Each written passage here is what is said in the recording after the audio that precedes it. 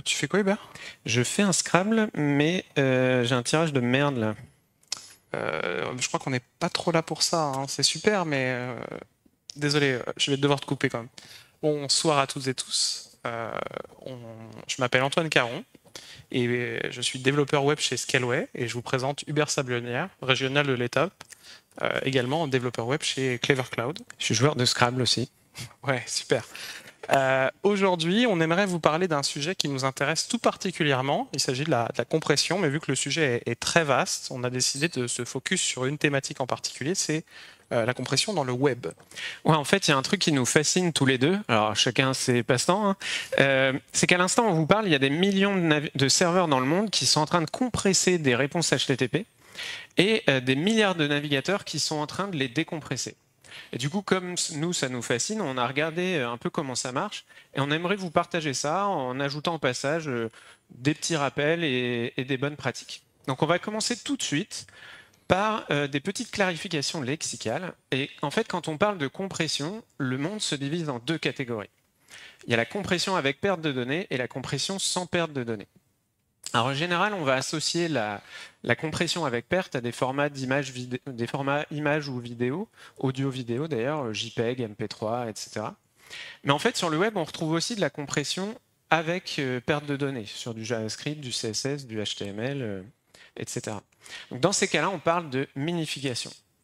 Alors, on va prendre un exemple JavaScript avec un fichier de maths qui expose des fonctions de maths, donc une addition, tout ce qui est plus simple, et une factorielle des familles avec de la récursivité, s'il vous plaît. Pour l'instant, le fichier il fait 228 octets. Okay. Le minifier JavaScript, il connaît la syntaxe de votre fichier. Du coup, il va analyser le code et il va se dire ok, non, mais là, les points-virgules, les commentaires, les accolades, ça sert à rien, je vire, paf, 203 octets. Après, il se dit, le return, si, sinon ça, machin, je peux en faire un ternaire, ça prend moins de place, bim, 197 octets. Et après, il se dit, bon, les variables super longues, là, si je les renomme et que je fais en plus court, ça fonctionnera pareil en prod, bim, 135 octets. Et bien évidemment, il va supprimer tous les espaces, les sauts de ligne, tout ce qui sert à rien, mais qui au final, il garde un fichier un résultat qui va être le plus petit possible, mais qui va continuer à fonctionner de la même manière. Et ça, en fait, c'est qu'un exemple, enfin plusieurs exemples assez simples de ce qu'est capable de faire un minifier JavaScript moderne aujourd'hui. Une fois qu'on a atteint les limites de ce qu'on peut faire avec la minification, on va appliquer la compression. Au sens la compression sans perte de données, mais on dit compression et tout le monde comprend. Donc le compresseur, lui, il ne connaît pas la syntaxe du fichier. Il va travailler directement sur les octets. Bon, nous, là, avec Antoine, on voit le fichier JavaScript, on les voit, les exports, les functions et les returns. On parle couramment le binaire, n'est-ce pas? Mais le compresseur, il s'en fout. Il travaille que sur les binaires et son but, ça va être de passer en l'occurrence de 98 à 89 octets, par exemple, et en essayant d'être capable de pouvoir retrouver le fichier original, de faire le chemin inverse. Yes. Maintenant que vous avez la différence entre compression et minification, il serait intéressant de se focus sur les ordres de grandeur. C'est-à-dire, qu'est-ce qu'on gagne avec de la minification, qu'est-ce qu'on gagne avec de la compression. Reprenons l'exemple d'Hubert. Si on reprend son petit fichier de mathématiques, on voit que avec la compression et la minification, on obtient un résultat en termes d'octets qui est inférieur. Donc, on pourrait se dire, c'est intéressant. Bon, je veux pas te critiquer Hubert, mais ton fichier il n'est pas hyper représentatif de ce qu'on fait au quotidien dans nos métiers. Prenons par exemple une librairie assez standard, jQuery. jQuery possède énormément de commentaires, de détails dans le code. Si on prend la version minifiée, on gagne énormément de poids. Mais si on prend la version minifiée et compressée, on obtient 30 kg, ce qui représente à peu près 10% du poids de départ. C'est-à-dire qu'on arrive à avoir la même information, exécuter le même code, mais pour un poids bien réduit. Mais bien évidemment, malgré notre amour pour le JavaScript, la compression ne marche pas que pour le JavaScript. Ça va marcher également avec du CSS, avec de l'HTML, notamment par exemple avec la doc complète du guide d'Hibernate qui fait 2,4 mégas. La compression est extrêmement efficace pour ce document. Mais ça va marcher pour des formats JSON. Enfin, voilà, c'est lié au format textuel, ça va être très efficace. Ce que vous devrez retenir pour le commencement, c'est que la compression, ça va de pair avec la minification. Vous obtiendrez toujours des meilleurs résultats si vous minifiez votre contenu avant de le compresser. Alors réduire la taille, c'est bien, mais il faut se poser la question de à quoi bon. Et en fait, ce qui nous intéresse, nous, en tant que développeurs, développeuses, c'est l'impact sur les utilisateurs. Donc on va essayer de voir d'abord en théorie quel gain ça peut avoir, en fait. Yes. En faisant quelques projections théoriques sur le temps de chargement et l'expérience qu'on va gagner à charger une librairie compressée avec différents algorithmes. Là, si on est en 3G, on va observer une différence de chargement assez importante sur jQuery. On passe de presque 6 secondes à moins d'une seconde pour exécuter le même code avec une 3G à 5 kilo-octets secondes. Bon, avec une connexion un peu meilleure, c'est encore visible. C'est-à-dire qu'on va avoir 26 millisecondes de temps de chargement pour le fichier compressé, alors qu'on va avoir 200 millisecondes de temps de chargement. 200 millisecondes, quand on travaille dans le front-end comme moi, sur les animations, c'est extrêmement perceptible pour l'utilisateur. Il y a un grand changement si on arrive à économiser plus de 200 millisecondes.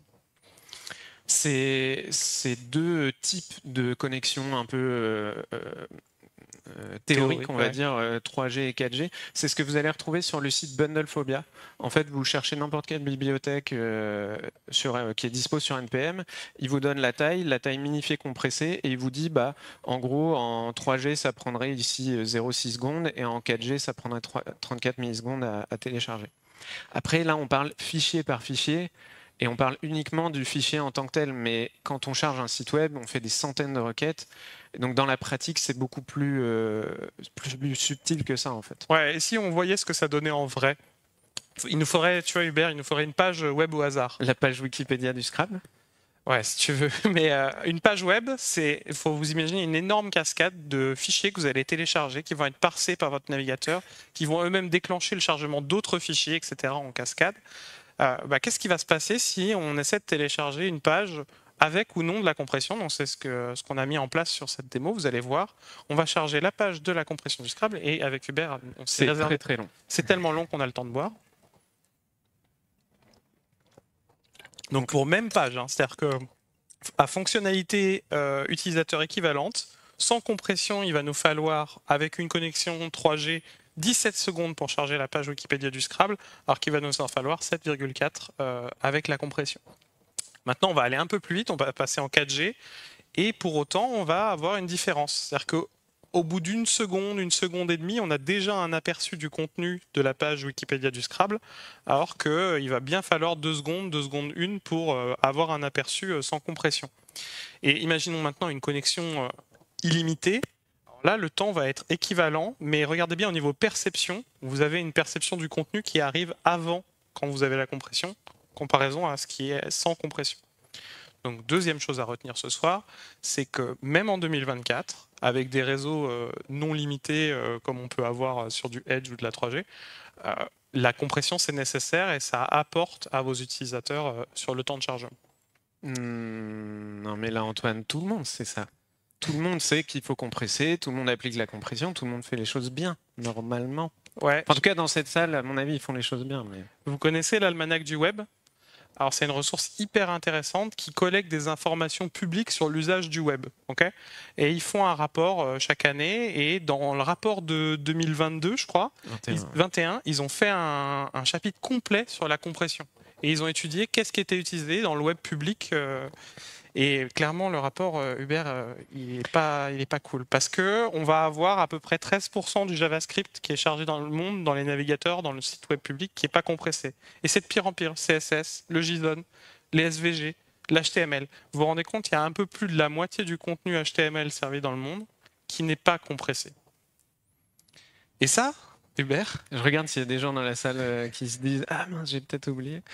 Et ça, c'est le web public. Ouais, et en fait, si on commence à prendre vraiment tout le web, y compris les applications de gestion sur lesquelles on travaille chez nos clients de la région, entre autres, ouais, on applique en général un petit peu moins les bonnes pratiques parce qu'on est sur des réseaux internes et des desktops, etc. Donc, à mon avis, c'est presque pire que ça, quoi.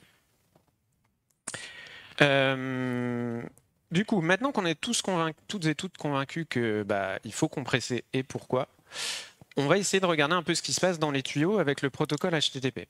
Donc, imaginez un serveur qui veut télécharger une page web. Il se dit, OK, je veux index HTML. Donc, moi, je me mets à la place du navigateur et je me dis, Tu fais ça, toi, Hubert? Ouais, je me mets à la place des navigateurs.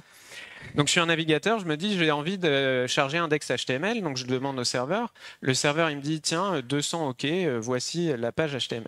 Et ce que va pouvoir faire le navigateur, c'est dire au serveur, au fait, avec un en-tête qui s'appelle Accept Encoding, au fait, moi je sais faire du gzip, je sais faire du deflate et même du brotli. Donc il dit les protocoles, les algorithmes de compression qu'il est capable de comprendre. Et le serveur, lui, va regarder parmi tout ça lequel il sait faire lui et lequel il a envie d'utiliser lui, et il va répondre avec l'en-tête Content Encoding. Donc là, il donne la page HTML, il la compresse par exemple avec gzip, et il dit, tiens, voici le fichier. Et grâce à ce protocole-là, ils arrivent à se mettre d'accord. Donc comme... Je foire toujours cette citation. Des démos valent mieux que des mots. Hubert. Voilà, c'est ça. C'est ça la phrase. Merci Antoine. Donc des démos valent mieux que des mots, on va faire une démo. Donc je vais prendre un Firefox et je vais charger la page Wikipédia du Scrabble.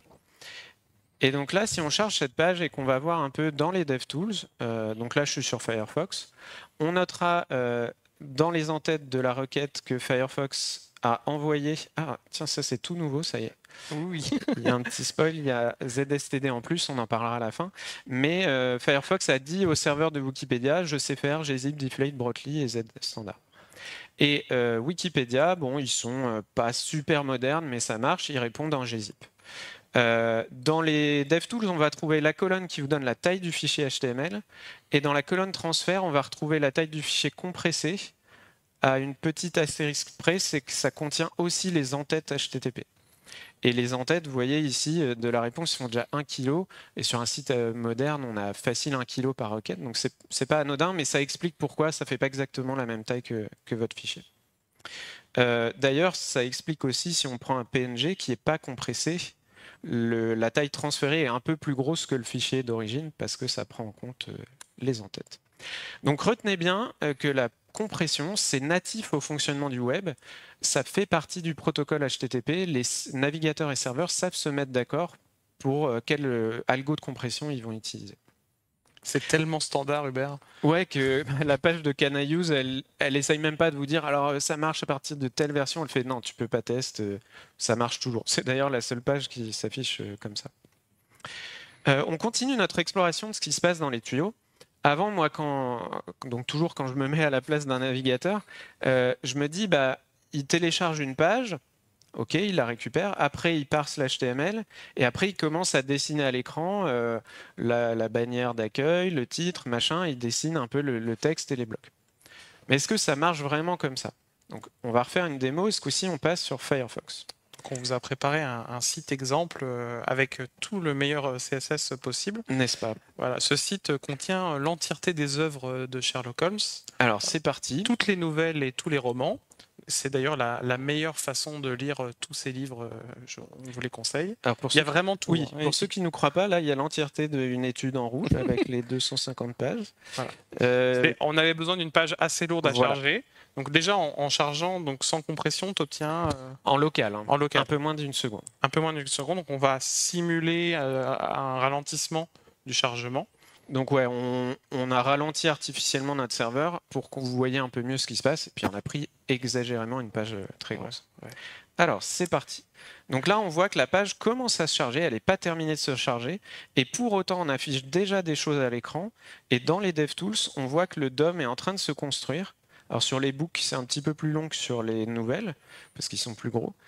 Mais ce qu'on vient confirmer ici, c'est donc que ça ne marche pas comme ça en fait. Ça marche plutôt comme ça, c'est-à-dire que le navigateur, il commence à prendre des bouts du fichier de 4 mégas de Sherlock Holmes, il commence à parser le début du fichier, il commence à afficher à l'écran le premier roman, une étude en rouge, alors qu'il n'a même pas commencé à récupérer la fin de... J'ai oublié le titre de la dernière nouvelle, mais vous voyez l'idée. Et donc ça marche vraiment sous forme d'un pipeline de données comme ça. C'est un flux et ce comportement, il n'est pas accidentel, c'est pas que certains navigateurs qui le gèrent, c'est spécifié. En fait, le chargement partiel du DOM, c'est un comportement attendu des navigateurs. C'est dans la spec. Ouais. Alors qu'est-ce qui se passe si on rajoute la compression? Bah, pareil, on pourrait se dire... La compression, elle vient au milieu et on télécharge tout le fichier, on le dézip entre guillemets et après on travaille. Eh bien, en fait, Non, là, je suis censé faire la démo, voilà. On refait la démo. Donc, ce coup-ci, on le fait avec de la compression. Je vais vous remontrer un peu ce qui se passe dans le réseau. Donc là, c'est pareil, c'est en train de charger. On a bien le DOM qui se construit progressivement et la page qui s'est construite progressivement alors qu'on n'avait pas l'entièreté du fichier. Et pour ceux qui ne me croient pas, on a bien... alors, dans Chrome, c'est affiché différemment, mais il y a 1 méga qui ont été transférés sur le réseau. Donc, c'était bien gzip pour les 4 mégas d'origine. Donc, ça ne fonctionne pas comme ça. On n'a pas la partie décompression qui est bloquante, mais elle fait intégralement partie de ce pipeline temps réel, en fait. Et bon, je sais, nous, on est vraiment fascinés par la compression, mais c'est aussi le cas côté serveur. C'est-à-dire que côté serveur, il n'a peut-être pas commencé comment dire, à prendre les derniers octets du fichier, qu'il les a déjà passés au compresseur, qui lui-même les a déjà envoyés au navigateur, qui lui-même les a déjà décompressés par ces affichés. Alors c'est assez flagrant sur des gros fichiers, ce qui n'est pas toujours le cas sur le web, mais enfin, c'est complètement dingue, quoi. Ouais, sur la doc du guide complet d'Hibernate, ça doit peut-être marcher. Hein. Carrément. Donc ce qu'il faut retenir, c'est que la compression, ça n'interrompt pas ce flux de données un peu de bout en bout. Yes. Bon, ce qu'on vous a montré là, c'est pas tout neuf, hein, ça date pas d'hier. On n'est pas en train de vous montrer des features hype des navigateurs. Il va falloir revenir aux sources. On va prendre une DeLorean, mon cher Hubert. On va remonter bien avant, genre les années 2010 avec Bootstrap, etc. Bien avant les années 2000 avec le design matériel et métallique qui me manque personnellement. Il va falloir retourner dans les années 90 et il va falloir retourner en 1992 avec la RFC de Jean-Loup Gailly et Marc Adler qui pose les bases de ce qu'est gzip aujourd'hui. Voilà. Et puis eux-mêmes vont s'inspirer de travaux antérieurs, à peu près dans la même tranche d'années, de Phil Katz, qui crée humblement PKZip, comme PiltatZip, et qui crée un format de compression qui est très lié, on va le voir ensemble, à gzip. Tu faisais quoi en 92, Antoine ? J'étais pas né. Du coup, pour autant, ces personnes, dans les années 90, ils n'ont pas inventé énormément de choses. Vous allez voir, ils se sont basés de travaux bien antérieurs. Il va falloir remonter en 1977 avec 2 scientifiques, Abraham Lempel et Jacob Ziv, qui créent un algorithme dont encore aujourd'hui le nom reste un mystère. Ils créent LZ77. Voilà. Hubert, toi, tu faisais quoi en 1977 ? Ok, un partout. Et du coup, pareil, ces deux scientifiques, eux, ils ont travaillé sur la compression des années 70, mais eux-mêmes reprennent et enrichissent des travaux bien antérieurs d'un certain David Huffman, qui lui, en 1952, invente le codage de Huffman, qui est vraiment une des bases en compression. Voilà. 52, c'est l'année de l'explosion du Scrabble dans le monde. Yes. Story. C'est moi ce qui m'impressionne plus que ça, Hubert, c'est que il y a presque 70 ans qui nous séparent du codage de Huffman à aujourd'hui. Il y a plus de 20-30 ans entre le codage de Huffman et LZ77. Voilà, il se passe énormément d'années. Pourtant, aujourd'hui, la compression, on l'a vu, elle est essentielle encore aujourd'hui dans le web. Est-ce à dire que la recherche fondamentale, elle a un intérêt sur la société et sur l'impact de nos technologies ? Je pense que c'est un exemple qui le démontre. Alors, c'est l'heure d'expliquer le code de Huffman et son algorithme. Alors, pour ça, on va prendre un mot, l'algorithme de Huffman, le code de Huffman, pardon. Pour ça, on va prendre un mot au hasard. Hubert, c'est pas un mot au hasard, ça. Non, mais si, c'est un vrai mot, tu peux le jouer au Scrabble. Non, mais il faut faire sablon et nière, ça n'arrive jamais. J'avoue, j'ai jamais réussi à le faire, c'est un peu relou. Bref, si vous y arrivez un jour, vous m'envoyez un screenshot. On va prendre un mot au hasard, entre guillemets, on va prendre le mot compression. Donc quand on stocke ce mot dans un fichier, on se retrouve avec un fichier de 11 octets, 1 octet par caractère, et chaque octet contient les 8 bits nécessaires pour représenter le code ASCII de chaque caractère en binaire. Donc si vous êtes nul en ASCII comme moi, il y a une commande sous Linux, vous faites ASCII-B, vous avez le tableau de correspondance de la lettre A, c'est tel code, etc. Donc là, ce qui nous intéresse, c'est les codes des lettres qu'il y a dans le mot compression. Et on se retrouve au niveau binaire dans notre fichier avec ce code-là. Et en fait, en 52, Huffman il constate que cette représentation binaire, elle est linéaire. Le nombre total de bits, il est directement proportionnel au nombre de caractères. Et lui, il veut limiter le nombre de bits qu'il y a dans le fichier. Donc, nous, à la rigueur, on voit ça, on se dit, non, mais attends, il n'y a que 9 lettres différentes dans ce mot. On n'a peut-être pas besoin de 8 bits pour les coder, log de 2, machin. On peut passer les trucs sur 4 bits. Encore faut-il passer le tableau de correspondance, du coup, enfin bref. Mais on se dit, on pourrait gagner comme ça. Et en fait, Huffman, lui, il va beaucoup plus loin, parce qu'il est intelligent. Et il se dit, en codant les caractères qui apparaissent le plus souvent avec peu de bits, et en codant les caractères qui apparaissent le moins souvent avec beaucoup de bits, en moyenne, on devrait réduire le nombre total de bits et gagner la place. Alors, je les ai regardés, Hubert, je crois qu'on les a perdus. Mais non, en fait, c'est comme au Scrabble. En fait, il se dit, les lettres les plus fréquentes, enfin, il se dit pas ça lui, mais les lettres les plus fréquentes au Scrabble, elles ont un petit score. Et moins les lettres sont fréquentes, et plus leur score est élevé. Et donc, si on représentait chaque lettre en utilisant le score du Scrabble comme nombre de bits, donc comme ça, par exemple, on gagnerait de ouf, en fait.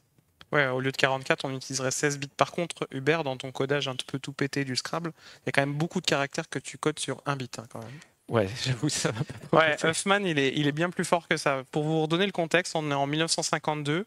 Il y a son enseignant de recherche qui lui propose un dilemme. Il lui dit, écoute, David, tu as 2 options. Soit tu fais un papier de recherche, soit tu passes ton examen de fin d'année. À cette époque, il est dans la classe de Claude Shannon. Peut-être que ça peut parler à certaines personnes dans la salle, aussi théoricien de l'information important pour nos métiers. Et ce gars-là, à l'âge de 26 ans, il se dit, ouais, je vais faire un papier de recherche. Et il fait le papier de recherche le plus fou que je trouve, c'est-à-dire qu'il invente un algorithme de compression binaire parfait et il le démontre. C'est-à-dire qu'il n'y a pas d'encodage binaire de caractères qui est plus performant que le codage de Huffman. Moi, je trouve vraiment il est turbo fort. C'est le boss. C'est le boss. Alors, comme on le disait plus tôt, l'algo de Huffman il se base sur la fréquence des caractères. Donc, si on prend notre mot compression, on a 2 O et 2 S. Tout le monde suit? C'est bon. Ce qu'on va faire, c'est qu'on va répéter plusieurs fois les 2 étapes. On va trier par fréquence, donc on va mettre alors dans l'ordre inverse, les plus fréquents, on les met à droite, à gauche, la vache. Et ensuite, on va prendre les 2 moins fréquents à droite, on va additionner les fréquences et on va commencer à créer un arbre binaire. Vous dites quoi? Pourquoi? Mais vous inquiétez pas, ça va bien se passer. Donc, ensuite, on répète. Donc, on trie par fréquence, donc le 2, il part là-bas. On prend les 2 moins fréquents, on additionne. Bon, jusque-là, on est sur des mathématiques de l'espace, n'est-ce pas? Attention, 2 plus 1, 3. Waouh. OK. Donc, on trie, on additionne. On trie, on additionne, on trie, et on répète jusqu'à la fin. Donc, à la fin, on se retrouve avec ça. Là, vous dites, waouh, super, à quoi ça sert? En fait, ça va nous permettre de calculer le tableau de correspondance des codes binaires pour chaque caractère. Et la puissance du truc, c'est que chaque caractère va avoir un nombre de bits différent en fonction de sa fréquence et ça a été optimisé. Comment on déduit ce tableau? En fait, on va parcourir l'arbre. À chaque fois qu'on va à gauche, on fait un 0. Et à chaque fois qu'on va à droite, on fait un 1. Donc par exemple, pour la lettre I, on va à gauche, gauche, gauche, gauche. Donc la lettre I se code sur 4 0. La lettre O, elle est tout à droite, donc elle se code avec 2 1. Donc déjà, on voit dès qu'on utilise un O, il prend 2 fois moins de place. Le S, on n'a pas pu faire mieux que 3 caractères. Donc le S, il faut aller une fois à gauche, une fois à droite, une fois à gauche. Donc le S, c'est 0, 1, 0. Puis après, vous avez compris. Donc on se retrouve avec notre tableau de correspondance et chaque caractère a un nombre de bits différent. La puissance de l'arbre, c'est qu'une fois qu'on le parcourt, une fois qu'on arrive en bas, il n'y a plus rien en dessous. Donc s'il n'y a plus rien en dessous, ça veut dire qu'il n'y a aucun autre caractère qui peut commencer par la même séquence. Et ça, c'est une des puissances du machin, c'est-à-dire qu'une fois que j'ai codé compression, donc mon C c'est 0, 1, 1, mon O c'est 1, 1, etc. Mais si je ne connais pas ce qu'il y a dedans, j'ai beau pas savoir combien de bits il faut lire, etc. Quand je lis 0, 0, 0, 1, 1, je regarde dans mon tableau et mon tableau il me dit tu t'arrêtes, c'est la lettre C. Et donc là, je peux recommencer. Donc, je n'ai pas besoin de savoir à l'avance quand est-ce que je vais devoir m'arrêter. Je le fais juste en parcourant mon arbre ou en regardant mon tableau de correspondance. Et du coup, là, on arrive à 35 bits, qui est déjà mieux que le truc un peu bête de 44 bits qu'on avait pu inventer, qui avait déjà des problèmes. Après, toute la question, c'est le tableau de correspondance. Il va bien falloir le transférer à celui qui décompresse. Mais on y reviendra après. Et du coup, en fait, ce qu'il fait Huffman, c'est que lui, il joue à lettres contre moins, en fait. Il se concentre vraiment sur les caractères. Yes, on va arrêter avec les métaphores foireuses sur le Scrabble, on va passer à des choses plus sérieuses. Donc Lempel et Ziv en 1977, donc ouais, plus de 25 ans plus tard, il faut se projeter quand même, il y a 25 ans technologiquement parlant qui séparent Huffman de ses travaux dans les années 77. Ils se disent, bon, c'est bien rigolo d'optimiser juste le codage binaire de caractères, peut-être dans ce qu'on transfère, on a plus que des caractères qui se répètent. Pour que ça vous parle, je vous propose de lire la phrase suivante qui va s'afficher à l'écran. Moi-même, j'en suis incapable. Peut-être, Hubert, saurais-tu déceler quelque chose d'intéressant dans cette phrase? Il y a des répétitions de ouf. Il y a des répétitions de ouf dans cette phrase, en effet. Pour reprendre ta métaphore foireuse, et si on essayait de jouer à plutôt mots contre moins? C'est-à-dire que les mots qu'on répète dans un message, et si on essayait de les optimiser et de transférer moins d'informations. Mais bon, LZ, ils sont beaucoup trop forts. Eux, ils s'intéressent pas aux mots, ils font pas de la grammaire. Eux, ils cherchent des motifs répétitifs, comme c'est Magnifica Azuleros. Bon, pour vous présenter un petit peu comment ça marche, on va prendre un exemple très simple. Mon dessert préféré, le millefeuille. Donc, on va appliquer l'algorithme de compression LZ77 à cette chaîne de caractères. Comment ça marche? On va lire une fenêtre de 3 caractères et on va se poser la question, est-ce que depuis que je commence à lire mon message, est-ce que je l'ai déjà vu ou non? Donc je vois la fenêtre MIL, je débute la lecture donc je ne l'ai pas vue. Donc je ne peux pas optimiser la représentation de MIL. Je vais juste dire, j'ai vu M. Je vois ILL, j'ai jamais vu ILL, je vais juste envoyer I parce que je ne pourrais rien faire. Et je continue, je continue, je continue. Et vous allez observer à un moment, on revoit la séquence ILL. Plutôt que d'envoyer la séquence ILL à mon destinataire ou de la compresser de cette manière, on va essayer de représenter, on va créer quelque chose d'autre. On va dire, je vais créer une étiquette de taille 3. C'est-à-dire, je vais créer une étiquette qui va représenter 3 caractères. Et ces 3 caractères, je les ai vus à une distance de 8 caractères, si je me souviens bien. Oui, 8 caractères. Et là, on se dit, ah, ok, cool. Donc, en gros, je vais juste dire, j'ai pas vu I, mais j'ai vu quelque chose, il y a 8 caractères, d'au moins 3.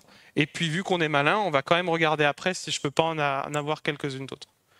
Donc là, si vous observez, dans le message d'en dessous et dans le message au-dessus, j'ai pas le même nombre de tuiles que j'envoie, parce que j'ai réussi à faire un espèce de pointeur d'une étiquette de référencement du début du message. Je vois que ça vous impressionne pas vraiment. Et si on reprenait ma phrase illisible et qu'on la rendait encore moins lisible, la voici. La vache. Elle fait mal aux dents, accrochez-vous. Qui ici trouve la première triplet de répétition dans le message? Ça, on les a pas vus. Je pense que c'est Hubert qui va gagner. Hein. Dites-moi quand je m'arrête. Ah, c'est où déjà? Non, c'est espace PE. Allez, donc on va un peu plus loin, on arrive ici, on a un espace PE. Ouais. Yes. L'espace PE, on l'a déjà vu au début du message. Donc je me répète, on crée une étiquette de taille 3, on calcule la distance et on essaie de voir si on ne peut pas obtenir une étiquette plus grande. Non. Spoiler, ici, pas du tout. Alors on va continuer, on va en trouver d'autres. Au fur et à mesure, dans ce message, il y a énormément d'étiquettes de répétition. Donc là, il y a un NE espace qu'on a déjà dit dans une. Donc on va pouvoir gagner. C'est là qu'on voit que c'est vraiment pas des... L'algo, il s'en fout des mots, quoi. Il voit des bouts de trucs, espace, si c'est un bout de mot, un bout du mot d'après, il fait avec, quoi. Yes. Et là, hop, on fait pas grand-chose de plus que ça. Hein. Hop. Yes. Et bon, pour vous montrer, on va créer des étiquettes beaucoup plus grandes. Il se trouve que dans la dernière phrase, on répète carrément un énorme morceau de la deuxième phrase. Donc on va avoir le espace TR. Et là, le espace TR, on l'a vu à la deuxième phrase. Donc on va créer une étiquette de taille 3. Et on va remonter ici. Et on va pouvoir voir qu'on a répété tromper 1000 personnes avec un S. Et on va s'arrêter là parce que la virgule après diffère. Ouais. Donc on écrit une étiquette de taille 24 et de distance 54. Et puis on peut terminer, on va pas faire toutes ces étiquettes. Mais ce que là, vous observez nettement qu'il y a une diminution du nombre de tuiles en dessous, d'au-dessus. C'est-à-dire que pour transférer la même quantité d'informations en termes d'informations, parce qu'on peut reconstituer le message assez facilement, on a transféré beaucoup moins de tuiles. On est sur une preuve scientifique formelle de ça prend moins de place quand c'est des tuiles de Scrabble. Mais voilà. En fait, ce système d'étiquette, il est assez puissant. Il est tellement puissant qu'il s'adapte aussi à la poésie britannique. Ouais. Si on prend par exemple la fin de la très poétique chanson Hey Jude des Beatles, je ne sais pas si vous l'avez, nananana, nananana, nananana. Là, je crois qu'on se répète. Oui. Donc, on va construire le même système d'étiquetage. C'est-à-dire que on va dire, ouais, bon, la première séquence, on l'a pas vue, mais par contre, le NA virgule, on vient de le voir. Donc, on va créer une étiquette de taille 3 et de distance 4, c'est ça. Sauf que là, on va se dire, bah, le pattern, je le vois, je l'applique une fois, mais en fait, le motif, je peux le réappliquer par-dessus, et ainsi de suite, et ainsi de suite. C'est-à-dire que je vais pouvoir créer des étiquettes qui ont des tailles plus grandes que leur distance. Ça, c'est extrêmement puissant. Et on finit poétiquement par Hey Jude, parce que les Beatles ne savent pas finir une chanson. Ça, on savait pas du tout. Enfin, on a appris plein de choses en préparant la presse, mais franchement, quand on a vu que les étiquettes pouvaient se répéter comme ça et pas je fais plein d'étiquettes de 4 qui sont un cran avant, mais une seule. Enfin, après, ça n'intéresse peut-être que nous. Oui, bon. Mais ce que vous devez comprendre aussi, c'est que ce système d'étiquetage, il permet un décodage assez évident. Vous voyez bien l'algorithme où en fait vous allez à un pointeur de lecture, ça va vous dire de reculer, vous relisez en arrière et vous allez pouvoir reconstituer le message assez simplement. Alors, concrètement, comment ça marche quand on va vouloir combiner ces deux techniques-là? En fait, avant d'avoir créé LZ77, Lempel et Ziv créent un autre algorithme un an plus tôt qui s'appelle... Un an plus tard. Ouais, j'ai été trop vite. LZ78, un an plus tard, pardon. Ces deux algos, ils fonctionnent un peu différemment, mais ils font la même chose et ils vont donner naissance à deux familles d'algos créées par d'autres gens qui s'inspirent les uns des autres. Et donc, ça nous fait vraiment une grande, plein d'algos dans tous les sens. LZW, on le retrouve derrière ce format d'image bien connu, composé des lettres GIF. Alors, GIF. Ouais. Il n'y en a pas beaucoup. Ouais, GIF. GIF. Wow. Les autres, vous dites quoi, sans déconner? Image animée.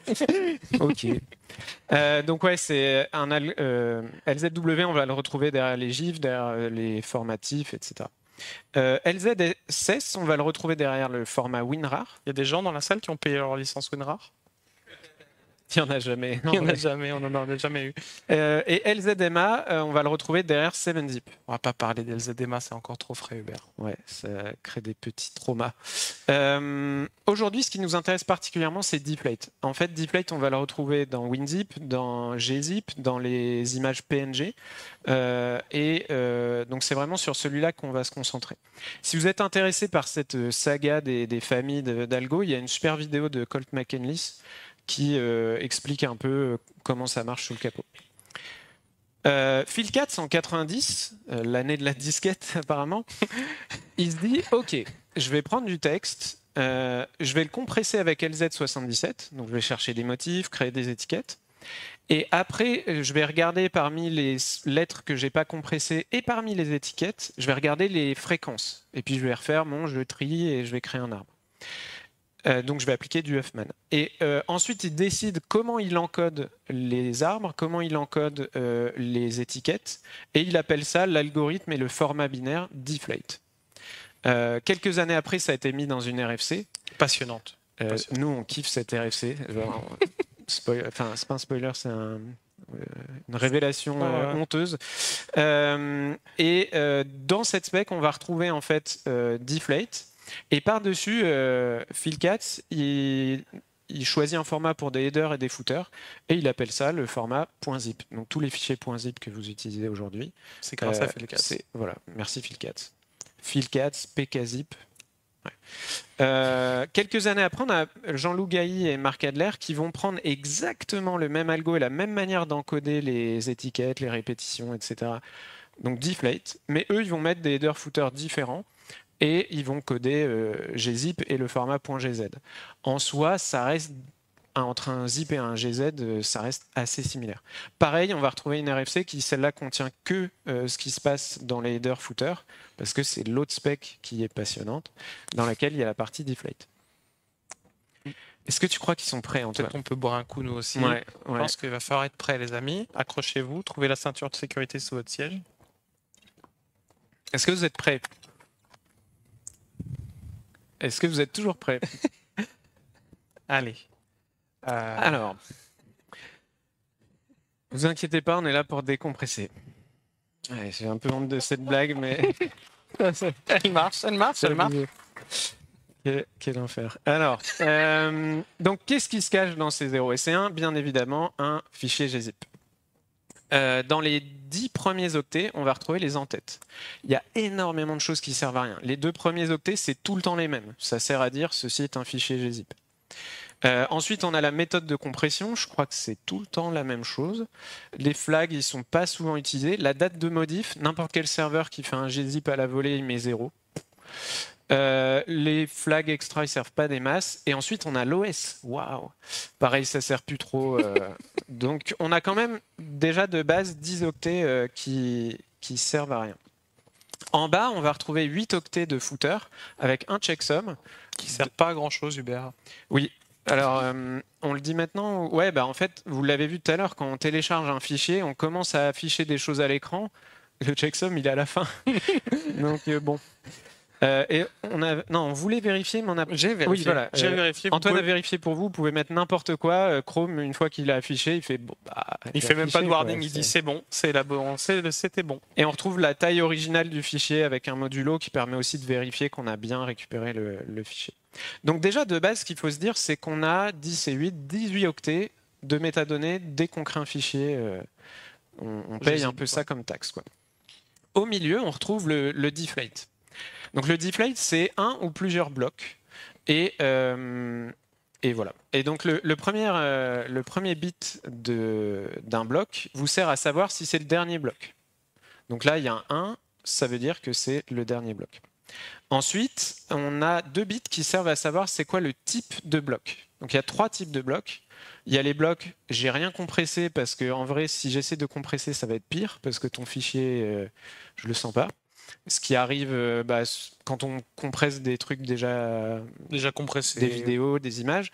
Et aussi, clairement, si vous avez un tout petit fichier, parfois ça vaut pas le coup. Enfin, il y a plusieurs règles pour lesquelles il va dire voici un bloc et tout ce qui suit, c'est le fichier d'origine.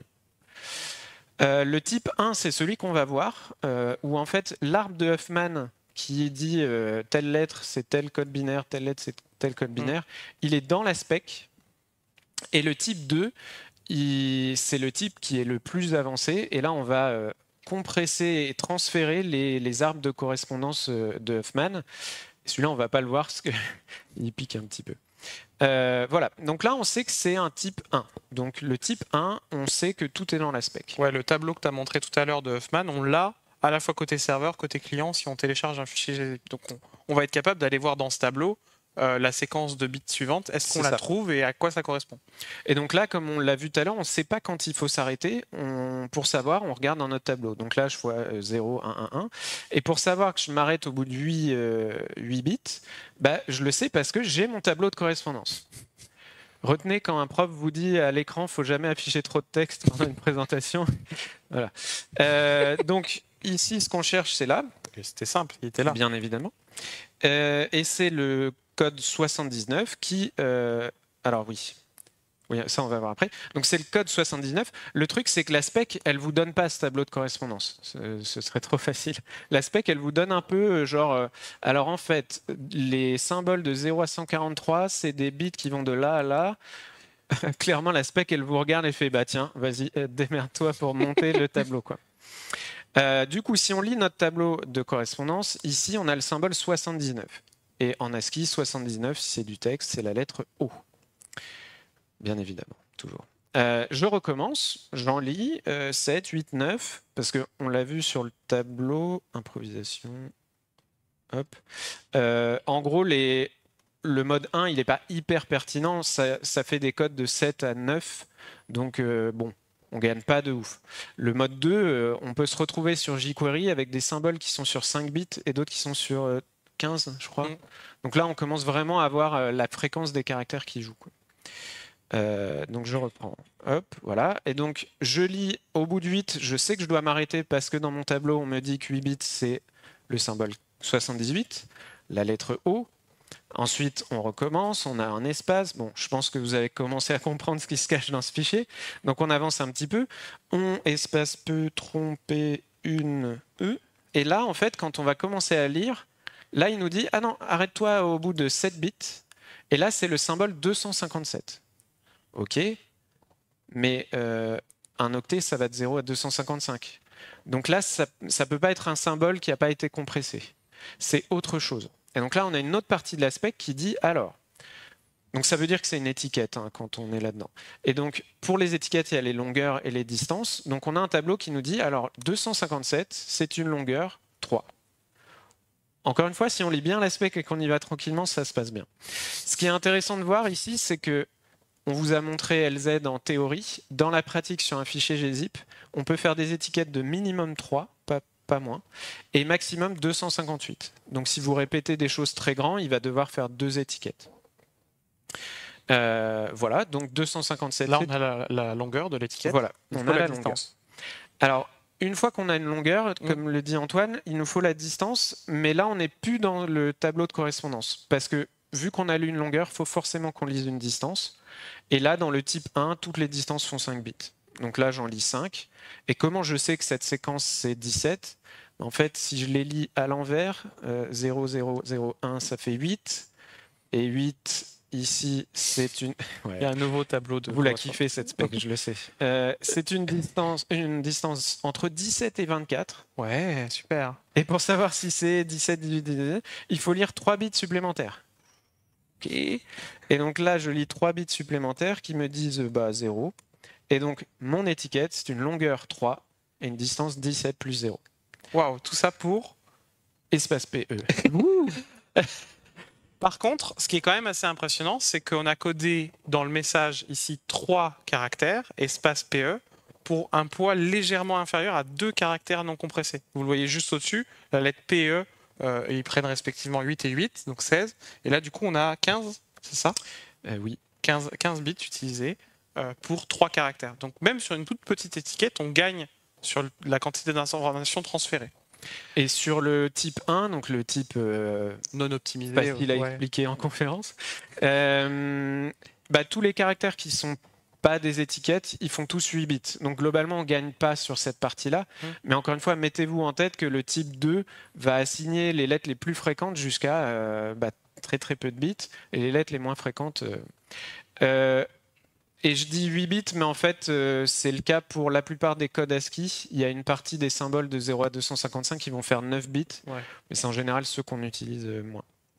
Donc on déroule notre fichier, hein, je pense que vous avez compris. Et en fait, si on analyse ce qui se passe dans notre fameuse grosse étiquette, donc vous vous souvenez, c'était une longueur 24, une distance 54, donc ça a été codé avec 23, puis il a fallu lire 2 bits en plus, et puis ensuite la distance sur 5 bits, il a fallu lire 4 bits en plus. Simple. Voilà. Et ça fait 18 bits. 18 bits. Donc sur 18, on va avoir codé combien ? 24 caractères. 24 caractères. Donc ça, c'est énorme. Donc, plus on a une répétition importante, plus on économise, parce qu'en fait, la quantité de données transférées, elle est ridicule par rapport à la quantité d'informations transférées. Sur la fin, on a le symbole 256 qui est réservé pour expliquer que c'est la fin d'un bloc. Et ensuite, on complète pour tomber sur un multiple de 8. Mais typiquement, si on avait eu d'autres blocs, quand le bloc est terminé, on recommence, on regarde si c'est un type 1 ou 2. Donc au sein d'un même fichier gzip, on peut avoir des types différents. Si vous codez très bien et que vous mélangez dans votre fichier du HTML, du SQL, du Java, j'ai déjà vu ça chez des clients, typiquement peut-être qu'il va coder des répétitions et optimiser différemment et créer des blocs différents. Yes. Tout ceci, tout ceci, on l'a appris en lisant la spec de Deflate, mais pas uniquement. On s'est aussi beaucoup documenté sur une ressource qui vous est gratuite et accessible dès ce soir quand vous allez rentrer chez vous. Donc il y a une petite série de vidéos sur YouTube de Bill Bird, donc un mathématicien et prof enseignant-chercheur au Canada, qui a proposé une petite saga de 20 vidéos de 2 heures expliquant l'algorithme Deflate. Donc si jamais vous voulez faire comme nous et connaître ça, il faut au moins en regarder 6. Moi j'en ai regardé 6, Hubert en a fait peut-être une dizaine. Ouais, je suis allé jusqu'à l'épisode 12, celui d'après celui-là. Alors, c'est pas que Deflate, il y a toute la théorie de la compression, etc., pour arriver à la leçon numéro 11 qui explique le type 2. C'est pour ça que celle-là fait 2h30. Mais en vrai, c'est passionnant. Moi, j'ai envoyé ça à des collègues, j'avais des messages, ouais, c'est trop, je me suis couché à 2h du mat. Ouais, après, on n'a pas tous les mêmes collègues. Ouais, voilà. T'as dit quoi ? Ah bah là, ouais, Netflix, il te sert plus pendant un mois. C'est bien cool de parler, voilà, on a parlé de l'actualité avec cette série de vidéos YouTube, mais qu'est-ce qui se passe aujourd'hui sur la compression?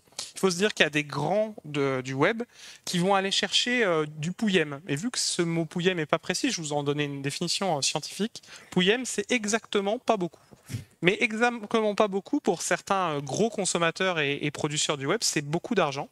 C'est beaucoup de Ouais. moula. C'est Ouais. beaucoup de moula. Imaginez par exemple Cloudflare qui a son propre fork de la Zlib pour des optimisations internes peut-être sur leur machine ou voilà. Donc ouais, clairement les enjeux de compression, gagner quelques octets, c'est très important pour le web. Mais avant de devoir forker chez vous la Zlib, vous pouvez déjà prendre à utiliser correctement cette librairie. Elle vous propose déjà des niveaux. C'est-à-dire que vous allez pouvoir, quand vous allez dire, je compresse ce fichier, vous avez 9 niveaux qui vous sont à votre disposition, qui vont obtenir des résultats un peu meilleurs si vous utilisez un niveau plus important. Donc là, waouh, on gagne. On est sur du pouillem, là, clairement. Sur la fin, on gagne vraiment plus grand-chose. Ouais, mais regarde, imagine, tu gagnes 1 kilo sur un fichier que tu sers 1 million de fois par jour. Ça fait 1 million de kilos. Moi, je trouve que c'est important quand même. Après, celle-là, elle fait flop, mais c'est normal. Non, c'est pas grave. Il est tard. Il est tard. Après, bon, ces 9 niveaux, ils étaient assez limitants. Il y a des ingénieurs chez Google dans les années 2000-2010. Ils se sont dit, bon, on ne peut pas changer le format, donc le bloc de deflate et puis même l'objet gzip, on ne peut pas le changer parce que les navigateurs, le réseau, tout marche comme ça. Donc on s'est dit, bah, et si on essayait d'optimiser, trouver les meilleures répétitions, trouver les meilleures étiquettes.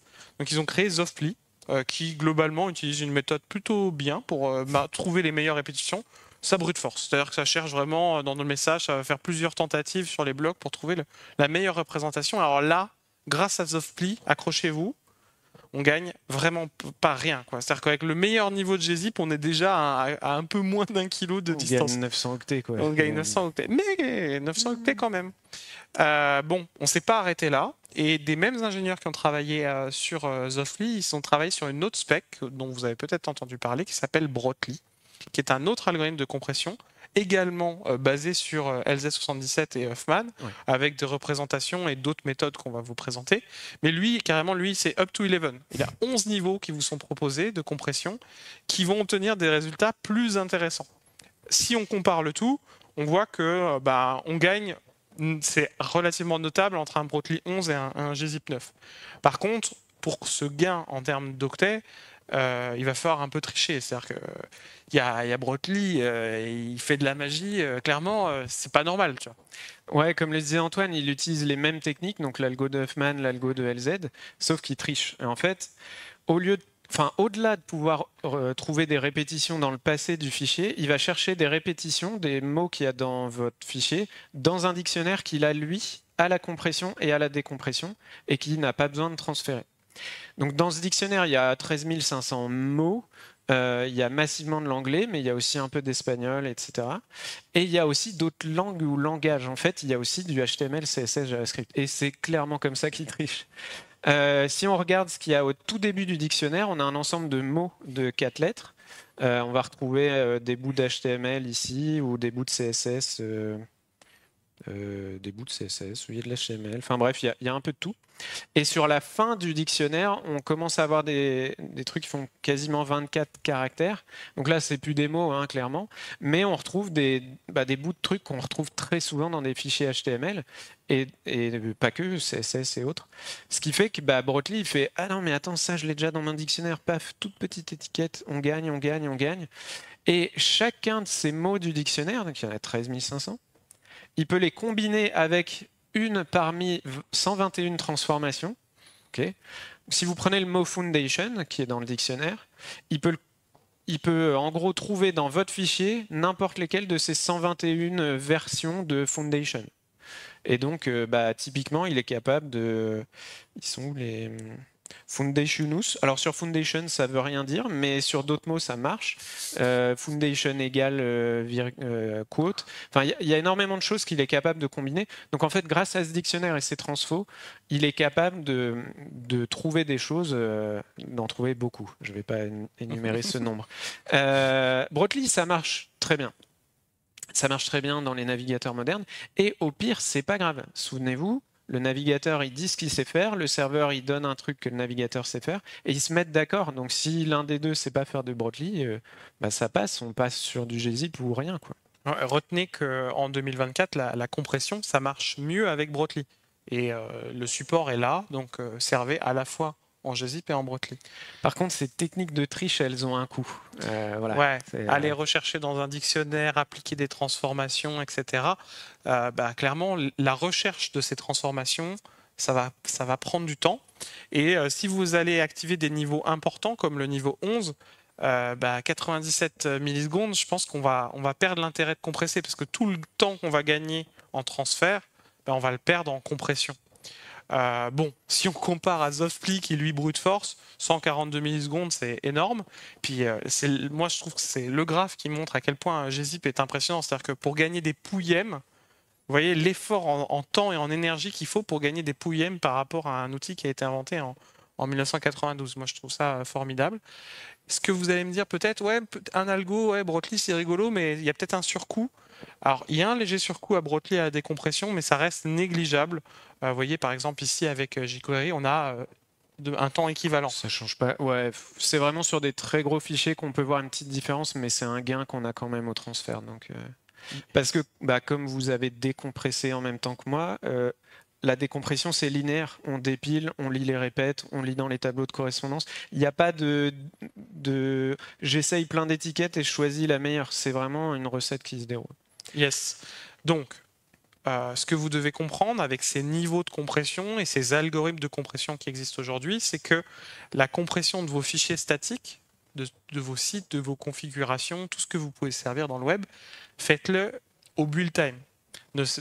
Comme ça, vous allez pouvoir utiliser des niveaux beaucoup plus forts que des niveaux pour répondre sur un serveur applicatif du contenu dynamique.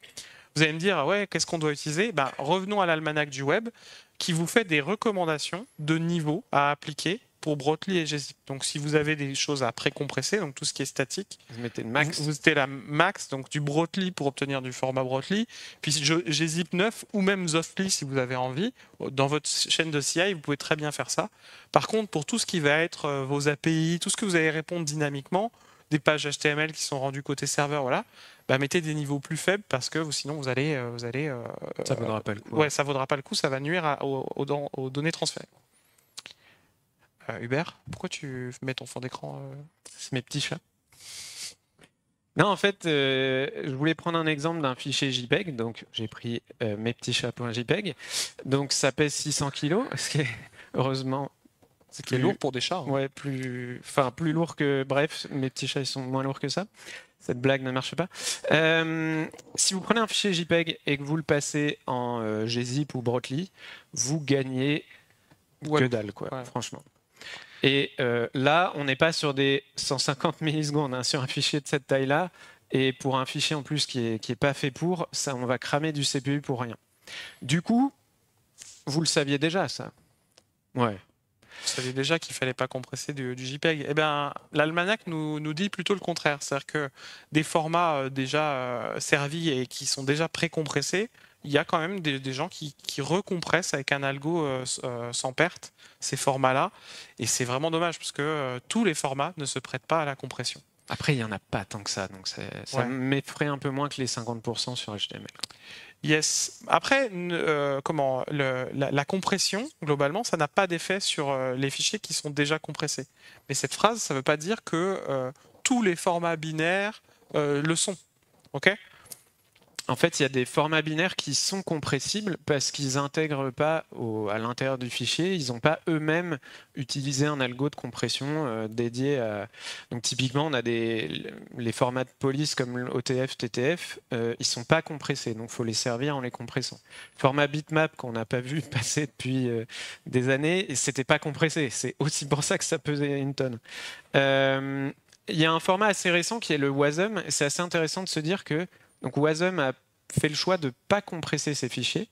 Et mine de rien, quand on passe dans gzip ou Brotli, on gagne facile plus de 50%. Et ça, c'est assez puissant. Ça veut dire que demain, si on invente en mode Pied Piper un algo de compression de ouf, eh ben, on va pouvoir l'appliquer sur Wasm et ils n'ont pas figé dans leur format, et donc ça devient un peu plus future-proof. Ouais, en mode c'est opt-out, la compression est opt-out et on dit bah peut-être plus tard on trouvera mieux. Par contre, l'effet c'est que 99% des binaires Wasm servis dans le monde sont pas compressés quoi, parce que les gens ne savent pas qu'ils ont l'obligation de le faire. Donc maintenant vous le savez. Maintenant vous êtes aware. Ce qui est intéressant, pendant qu'on a fait cette présentation plusieurs fois, on a discuté avec des gens de Docker et ils nous expliquent qu'en fait, donc sur les formats d'images, c'est quoi le nom du standard OTF?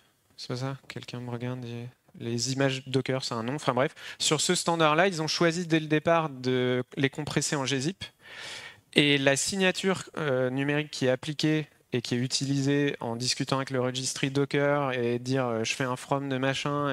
Enfin bref, dès qu'ils discutent avec le registry, les checksums qu'ils utilisent, c'est les checksums après compression. Et donc, en fait, là, ils s'en mordent les doigts. C'est-à-dire qu'ils aimeraient tenter un algo dont on va parler dans quelques secondes, qui s'appelle Z-Standard. Ils aimeraient tenter Brotli. Ils gagnent un petit peu par rapport à gzip. Mais pour changer toute l'industrie vers ce truc-là, il faut changer le protocole. Enfin, c'est vraiment la galère. Ça commence à arriver. Ils commencent à essayer de mettre Z-Standard. Mais s'ils n'avaient pas couplé les deux, ça aurait été beaucoup plus facile. Yes, maintenant on va vraiment aller au-delà du Pouillem.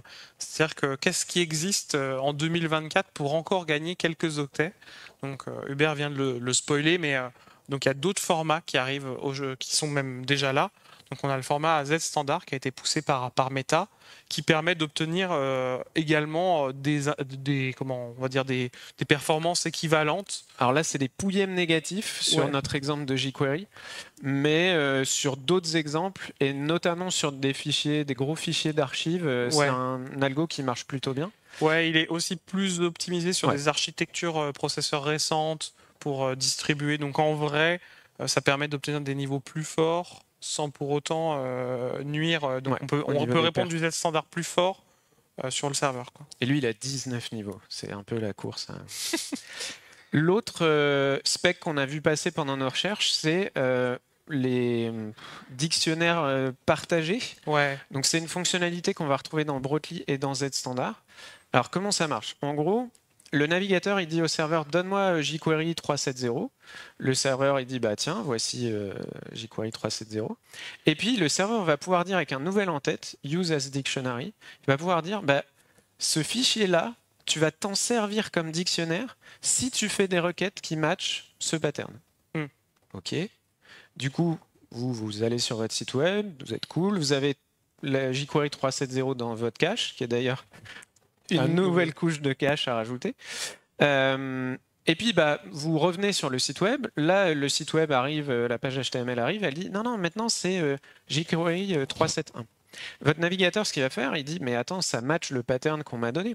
Du coup, je vais discuter avec le serveur et je vais dire je sais faire du gzip, du Brotli, mais je sais aussi faire du SBR, du Shared Brotli. Et d'ailleurs, j'ai un dictionnaire dont l'empreinte numérique, c'est SHA-256, machin. Et le serveur, il dit « Ah, ok, alors attends, je vais prendre le fichier 371, je vais chercher des répétitions dans un dictionnaire qui est en fait la 370, et globalement, vous n'avez peut-être pas regardé les sources, mais il y a énormément de choses en commun entre les deux. Donc, il va retrouver énormément de répétitions, et en fait, ce qu'il va transférer, donc Souci il dit « Tiens, voici le fichier, c'est un shared Brotli. » Donc, ça veut dire que je te renvoie un truc qui matche le dictionnaire que tu m'avais dit, etc. Et on arrive en fait à un truc qui est vraiment tout petit, quoi. Yes, on va mettre des gros guillemets, mais c'est comme si on envoyait juste quasiment le diff compressé de ce qu'on avait entre les deux versions. Bon là sur jQuery, peut-être cet exemple vous parle pas, mais imaginez, voilà, vous déployez des applications web, tous les jours vous faites du déploiement continu, vous faites télécharger l'entièreté de vos bundles JavaScript CSS, et en vrai, il n'y a pas grand-chose qui change de release en release dans le contenu même de votre application. Surtout sur un bundle de 1 méga. Surtout sur un bundle de 20 mégas. Donc en vrai, sur un supposé utilisateur qui revient plusieurs fois, vous lui transférez énormément de choses qui se répètent. Et donc en utilisant un nouveau niveau de cache, on peut faire des économies. Mais ça, c'est pas aussi, il n'y a pas ce mode qui est nécessaire. On peut aussi, de manière générale, lui dire « Hey, télécharge ce dictionnaire ». Dès le début de sa navigation, donc avec une balise link, on va pouvoir lui dire télécharge ce dictionnaire et tu vas t'en servir quand tu vas appeler mes pages. Et donc, il va être capable justement de le stocker. Donc là, on a la requête vers le dictionnaire. Et le serveur dit tu peux t'en servir avec ce pattern-là. Ouais. Imaginez, par exemple, vous avez une API avec un énorme JSON ou un énorme XML, et vous savez que la personne va faire plusieurs requêtes là-dessus. Vous pouvez lui envoyer un JSON un peu vide, mais qui a la structure. Et après, toutes les requêtes qu'il va faire après, il va utiliser cette empreinte numérique, ce dictionnaire partagé, et ainsi économiser énormément d'informations transférées. Du coup, là, si on fait une requête qui match le pattern, donc imaginez un site e-commerce, product 47, 26, machin, tout ça, ça match le dico. Le navigateur, il dit, bon, moi, je sais faire tout ça, j'ai le dictionnaire que tu m'as envoyé. Et le serveur, il dit, ah, ok, pas de souci, voici la page produit. Et au lieu qu'elle fasse quelques dizaines, centaines de kilos, elle en fait quasiment plus que 1 ou 2. J'allais juste préciser, jQuery, on a dit ça tombait à 8 kilos. On a vérifié sur les versions pas minifiées, c'est encore plus petit. Donc il y a un peu, faut jouer les avantages et inconvénients, mais forcément entre la 3.7.0 et la 3.7.1, il y a peu de choses qui changent, mais une fois qu'elles sont minifiées, c'est beaucoup moins déterministe, donc il y a un peu plus de choses qui changent. C'est pas prévu, mais je peux peut-être tenter vite fait la démo officielle démo-là, qui a été codée par des gens de Google. Qu'il faut qu'on attende. Oui, alors c'est hébergé sur un truc gratuit où il faut attendre un petit peu. Mais ceci est une improvisation, ça va bien se passer. Donc là, l'exemple, c'est celui avec Three.js, on est d'accord? Je peux l'expliquer pendant qu'il charge? C'est le dynamique ou le... Non, c'est pas Three.js, c'est l'autre. Ok, donc ça, c'est dont on vient de parler. Ouais, c'est l'exemple, c'est un site d'e-commerce. Vous avez plein de produits. Quand vous chargez ce site sur la homepage, la homepage va vous bourrer de dire télécharge ce dictionnaire parce que tu vas consulter une page produit. Ce dictionnaire va te être utile. Donc là, normalement, il y a une balise. Il est téléchargé tout en bas. Ouais. Il est ici, là, quelque part. On a même, c'est peut-être un peu trop improvisé, mais on a une DevTool qui nous dit qu'est-ce qu'on a dans le dictionnaire local. Donc on va se retrouver avec un navigateur qui a dans notre dictionnaire ce fichier. Et donc là, Hubert, il va naviguer, il va aller consulter une page produit. Alors je dis juste, le dico, il pèse 31 kg. Il est lui-même compressé. Et par exemple, les pages produits font... Attends, t'as pas téléchargé encore. Oui, pardon. Donc là, typiquement, Man Shoes, la page, pour la charger, elle fait 147 octets. Grâce au dictionnaire. Parce qu'en fait, en renvoyant cette version compressée, il a fait que faire référence au dictionnaire qu'il avait déjà reçu. C'était peut-être dans mon cache, bouge pas. Parce qu'il me dit 304. Bougez pas, bougez pas. Il est urgent d'attendre. Il est où le machin qui dit je veux pas de cache dans Chrome? Disable cache. Hop. Alors on la refait, mais en moins crispé. Hop. Ok, donc là on n'a pas de cache. Mais du coup, est-ce qu'il va utiliser le dictionnaire quand je sais pas. Tu viens de le télécharger, ouais. Donc là je clique. Donc là ça fait 4 kilos. Ok. Et si je vais voir une autre page, je crois qu'il n'utilise pas le dictionnaire. Oui, tu disable ton cache. Ouais, je crois que c'est ça. Mais c'est parce que j'avais des 304 sur le... C'est ça qui m'intrigue en fait. Ouais. C'est bizarre que tu aies des 304. Notez que c'était improvisé. Voilà, mais dans l'idée, c'est vraiment minuscule grâce au fait que entre une page produit, l'essentiel du code est très similaire, quoi. Et ça marche pour des pages, mais ça marche pour des API. Je suis certain que vous avez des API avec des parcours utilisateurs qui retéléchargent des squelettes JSON qui se ressemblent tous, et vous pouvez gagner avec ces specs. Par contre, on l'a peut-être pas assez insisté, mais ce qu'on vous a montré là sur les shared dictionary, c'est la définition même du plâtre. C'est-à-dire qu'il ne faut pas du tout utiliser ça aujourd'hui. Il faut activer des booléens, enfin des feature flags dans Chrome, un peu expérimentaux. Voilà, c'est pour un jour bientôt peut-être. Mais globalement, Firefox et Safari sont plutôt chauds. Et ça discute un peu des nommages, etc. Et bien évidemment, Chrome l'a fait avant tout le monde. Classique. Bon, pour clôturer cette présentation, il est peut-être intéressant qu'on fasse un petit récap. D'ailleurs, j'ai une question pour toi, Hubert. Au départ de cette présentation, tu cherchais un mot. Est-ce que tu l'as trouvé? Ouais, je l'ai trouvé. Donc, le verbe hacker à l'imparfait ou au subjonctif présent, n'est-ce pas? 30 points plus 50 points de bonus. Scrabble, tu peux pas tester. Ouais, bravo. Mais bon, on n'était pas là pour ça, mais je me permets quand même. Oui, si vous devez retenir, on a essayé de résumer en 9 points ce qu'on vous a présenté ce soir. Globalement, la première chose que vous devez retenir, c'est que la compression, ça va de pair avec la minification. Réduisez déjà la quantité d'informations que vous avez à transférer dans vos fichiers avant de les compresser. Vous obtiendrez des meilleurs résultats. Vous retenez aussi que même en 2024, la compression elle a un effet sur le chargement pour les utilisateurs dans le web. Donc, pensez bien à vérifier dans vos configurations que vous avez bien la compression d'activer. La compression, c'est natif au fonctionnement du web. On l'a vu, le serveur et le navigateur, ils se mettent d'accord entre eux pour dire je sais faire tel protocole, tel algo, etc. La compression, ça n'interrompt pas le flux. On n'a pas je récupère, je décompresse, je machin. C'est je prends les petits bouts et puis au fur et à mesure, paf, pour les afficher à l'écran. Et puis ensuite, avec Huffman, on a vu que la compression, c'était un peu jouer à lettres contre moins, à travailler sur les caractères et analyser leur fréquence. Yes. Et si vous voulez retenir LZ ou tous les algos LZ, globalement, c'est un système d'étiquetage qui a pour objectif de réduire le poids, le poids des octets du binaire des motifs répétitifs. Donc, reprenons l'exemple de mots contre moins. Merci. Vous devez aussi retenir qu'en 2024, Brotli, ça marche mieux que gzip et le support est là. Donc vérifiez à activer Brotli sur vos serveurs et sur vos applis web. Retenez également que vous ne devez pas avoir le même comportement de compression si vous servez des choses qui sont statiques ou des choses qui sont dynamiques. Parce que vous allez pouvoir optimiser leur poids en augmentant les niveaux de compression avec vos algos. Et puis enfin, on l'a vu, la compression, ça n'a pas d'effet sur les fichiers qui sont déjà compressés. Donc s'il vous plaît, ne compressez pas mes petits chats. Merci beaucoup.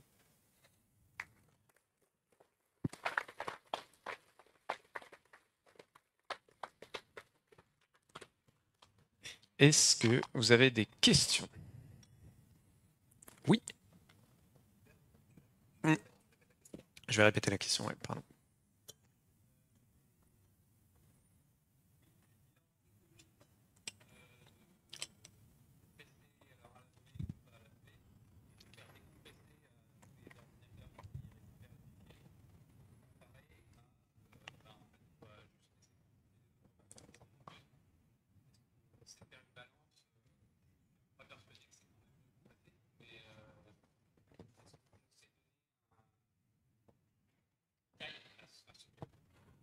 Alors la question c'est est-ce qu'on a une idée et des analyses scientifiques sur l'impact écologique de compresser versus pas compresser? J'espère que je reformule bien ta question. Est-ce que si on passe beaucoup de temps de CPU à cramer du CPU, on gagne vraiment dans le fait de passer moins de temps à transférer de la donnée, etc. Clairement, on n'a pas vu passer, enfin on n'a pas cherché activement de recherche scientifique là-dessus, mais on n'a pas vu passer grand-chose de tangible. Non. Et j'aurais un peu comme toi tendance à avoir une espèce d'intuition que c'est plus c'est plus efficient, on va dire. Après, ressortez pas en vous disant le Lyonnais et le Roux là, ils m'ont dit qu'il fallait ça pour sauver la planète. Non, clairement. Mais ouais, moi j'ai cette intuition que. Sans parler d'impact écologique, je dirais qu'il y aurait quand même une congestion du réseau. Aujourd'hui, même s'il y a beaucoup de gens qui ne compressent pas, il y a quand même beaucoup de gens qui compressent, bien heureusement. Si on était tous à transférer en clair tout sans encoder, sans recompresser, on aurait peut-être des petits problèmes de bande passante. Et moi, j'ai travaillé longtemps pour une boîte de streaming. Faire des économies de données transférées, c'est de l'argent. Donc ça veut dire, dès qu'on dépense de l'argent dans le web, dans le numérique, c'est qu'il y a de l'énergie qui est consommée. Donc oui, on économise de l'argent en économisant sur les requêtes. Donc je pense qu'il y a un gain, mais comme l'a dit Hubert, on n'a pas de preuves ni de doc là-dessus. Est-ce qu'il y a d'autres questions?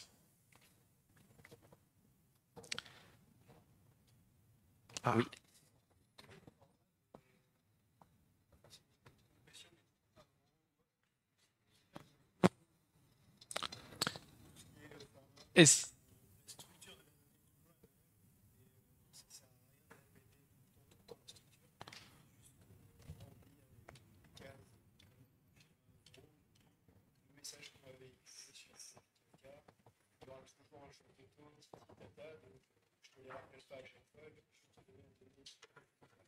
Ça fait partie de la participation. Il faut reformuler. C'est-à-dire que est-ce que si on se pose la question avant de compresser, d'essayer d'optimiser le message, c'est-à-dire d'avoir une structure qui se répète moins, c'est ça? Moi, donc ta question, c'est est-ce que quand on utilise un format de type Avro qui a des optimisations pour alors moi je connais pas très bien le format, mais en gros ceci est une liste de gens et c'est tout le temps âge, nom, prénom. Je te le dis une fois et puis après je te donne que les données. Est-ce que c'est une forme de minification? Moi j'aurais envie de dire oui. Après elle fait déjà partie du format, mais il y a des gens qui font de la transposition JSON, qui prennent typiquement un tableau d'objets dans lequel on répète tout le temps les mêmes propriétés, qui vont appliquer une transfo pour faire un truc un peu similaire à ce que tu as dit. On va passer que les valeurs et une seule fois les noms des propriétés. Et pour ensuite, de l'autre côté, le retransformer.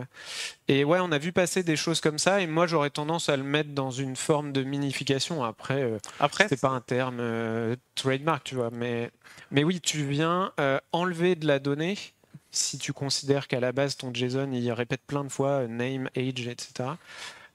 Et c'est OK. Après, souvent en minification, on détruit un peu, on n'est pas capable de revenir en arrière. Donc... Mais ouais, tu voulais compléter. Ouais, je voulais compléter avec un peu la genèse de cette conférence, qui était un peu sur ce propos. En fait, Hubert est venu me voir un jour et disait je pense que je vais révolutionner CSS. Bon, il l'a pas dit comme ça, mais CSS, les attributs, ils sont très longs. Donc, il a voulu inventer le Avro du CSS, c'est-à-dire d'inventer un format de fichier CSS où les attributs les propriétés sont plus courts.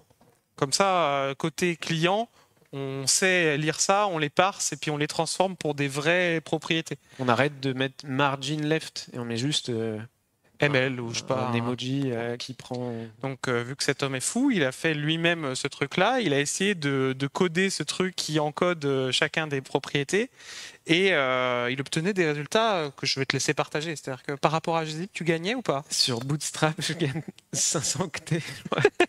Et donc... encore, quand tu le GZip après, ça revient même. Voilà. Donc, il est très compliqué, je pense, d'obtenir sur de la minification et des optimes des résultats plus performants que le système d'étiquetage sans avoir un surcoût de décryptage, de désencodage aussi. Parce qu'en fait, si on fait un format d'optimisation de répétition, on va créer un espèce d'encodage qui va falloir décoder. Et ça a un coût. Et vraiment, GZip 1992, les performances de décompression sont inrattrapables, quoi. Et je te le ressors si on prend... tu vois, sur du JS, sur du CSS, tu minifies pas des masses parce que t'as pas grand chose à enlever. Par contre, tu compresses super bien, ça se répète de ouf. Et sur le JSON, c'est pareil, quoi. Et là, typiquement, faut vous imaginer une liste des départements français avec tout le temps les mêmes champs et ça compresse de ouf, quoi. Yes. Est-ce qu'il y a d'autres questions? Oui.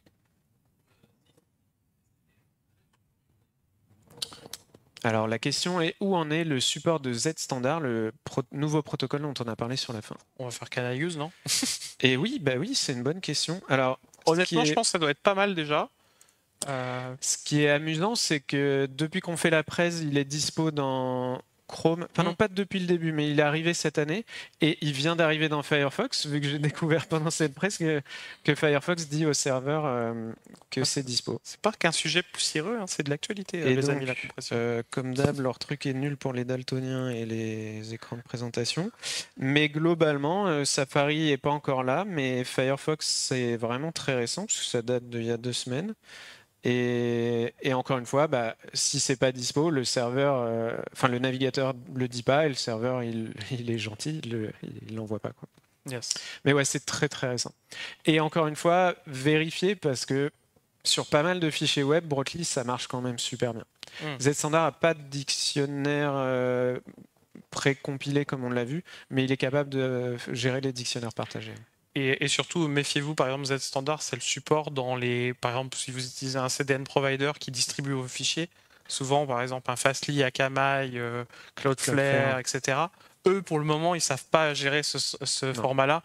Donc, si vous vous embêtez à le compresser en Z-Standard, ça se trouve, en fait, votre cache, il va dire non, moi, je vais servir que du Brotli et du gzip et ce sera tout. Puis le jour où ils le supporteront, ils le feront pour toi, ils choisiront le meilleur et t'as juste à les payer à la fin ou pas si t'as la version. Enfin bref, on s'en fout. Mais ouais, carrément. Est-ce qu'il y a d'autres questions? Oui.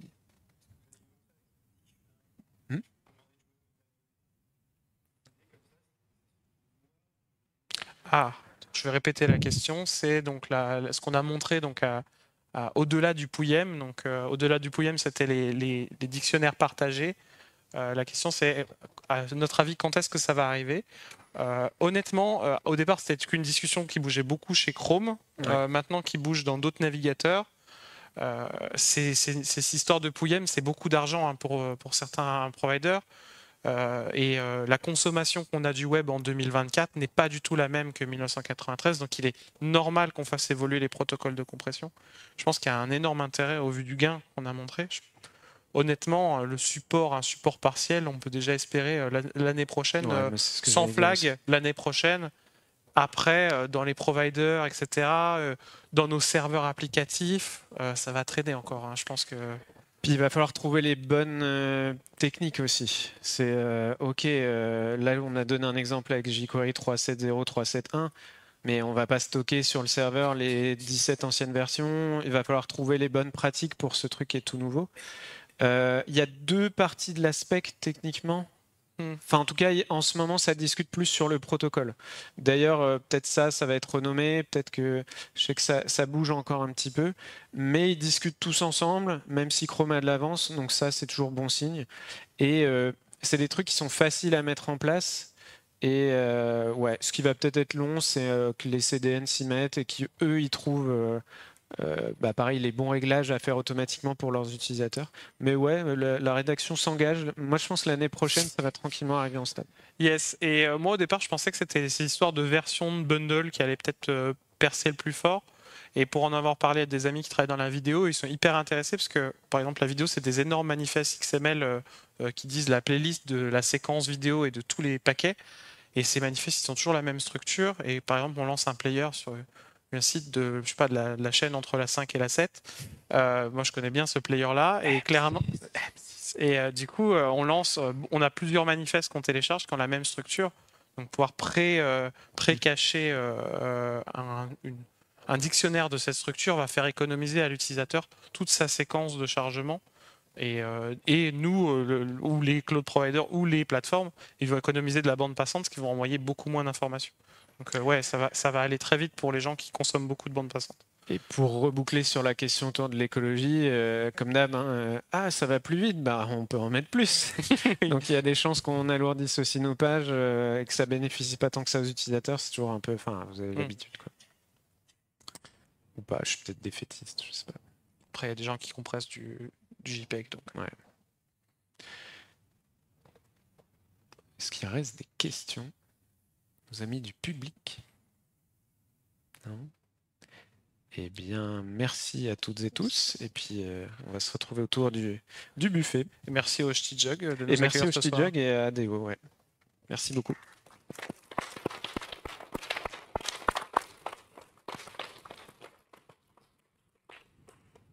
Oui.